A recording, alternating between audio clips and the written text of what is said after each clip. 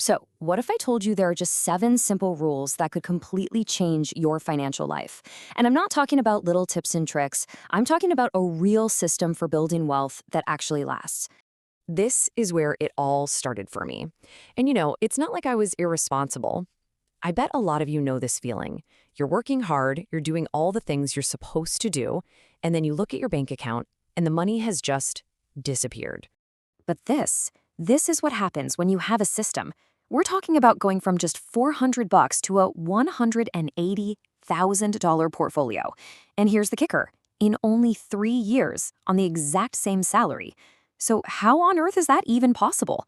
Well, it all comes down to the rules we're about to dive into. So, that $400 problem. It wasn't about not earning enough money or not working hard enough. It was that frustrating feeling of running on a treadmill. You get the job, you pay your bills on time, but you never actually feel like you're getting ahead. You're just stuck. And here's the real insight. The problem wasn't one big, expensive habit. It was death by 1,000 cuts. A dinner here, a new subscription there, a few things on Amazon. Without a real plan, a real system, every single paycheck just dissolves into these random, tiny spending decisions. Okay, so let's get into the good stuff, the solution. The first 2 rules are everything. They are the absolute foundation. Get these right, and everything else falls into place.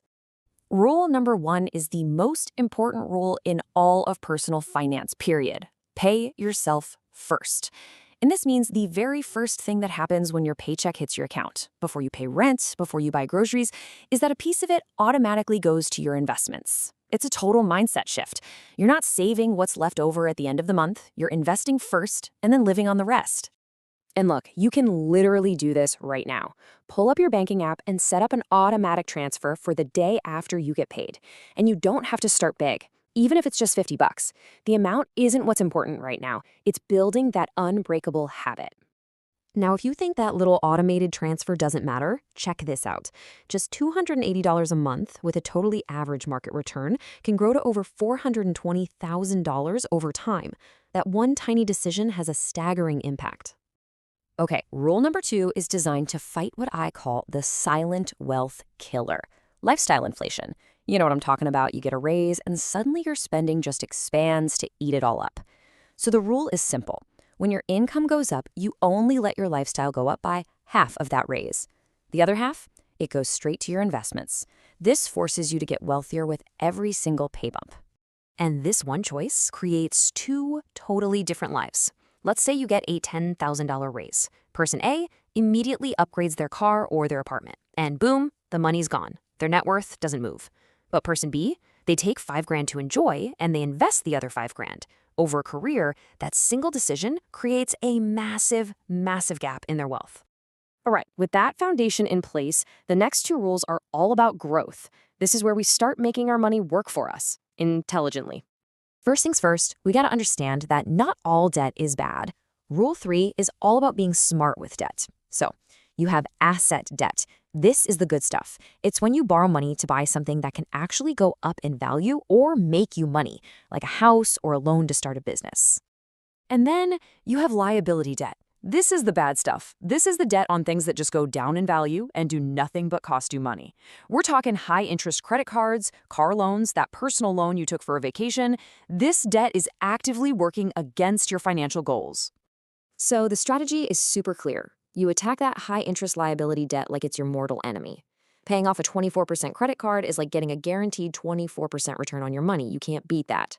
But for the low-interest asset debt, like a 3% mortgage, you just manage it. Don't rush to pay it off, because your money can almost certainly earn a better return in the stock market over the long run. So, what do you invest in? People make this way too complicated, but I want you to look at this. Over a 15-year period, 94% of professional fund managers, the experts on Wall Street with fancy degrees, failed to beat a simple, boring S&P 500 index fund. 94%. So what does that mean for you and me? It means the smartest thing you can do is also the simplest thing. Just buy the whole market. An index fund is just a way to buy a tiny slice of thousands of companies all in one go. You just buy a low-cost total market index fund, like one of these, and then you do nothing. And by doing nothing, you will outperform 94% of the pros. It's beautiful. Okay, so we're building wealth. That's awesome. But just as important is protecting it. Rules 5 and 6 are all about building your financial fortress because, trust me, life is going to throw some curveballs your way. And here is exactly why that fortress is so crucial. Let me tell you a quick story. Your car breaks down, it's a $3,200 repair. If you don't have the cash, you put it on a high-interest credit card. 18 months later, that one repair has ended up costing you nearly $5,000. It completely derails your financial progress for over a year. And that is why rule number 5 is non-negotiable. You have to build an emergency fund.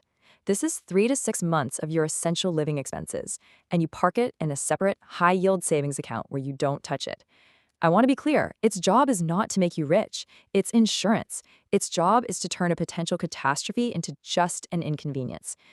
Now, rule number 6 is a really big mindset shift. A single income is a single point of failure. Think about that for a second. Relying on one paycheck from one job is incredibly risky. Now, the goal isn't to go quit your job tomorrow. The goal is to just start thinking about how to build small, extra streams of income. Maybe it's a little freelancing, selling stuff online, anything. Start small and build that resilience. And that brings us to the final rule. This is the one that really acts as a force multiplier. It takes all the other rules and just amplifies their power. This is your ultimate leverage. And it's this. Rule number 7 is to invest in your own financial education every single year. Why?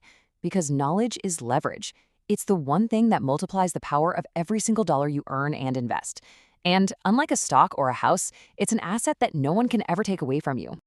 And, your first investment here can be as simple as reading a book. Seriously, these 3 books right here will give you a better financial education than 99% of the population.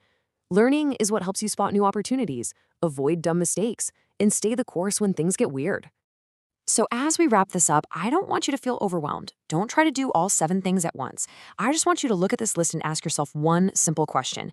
Which one of these rules, if I actually started doing it this week, would have the biggest impact on my life? Pick that one and start there.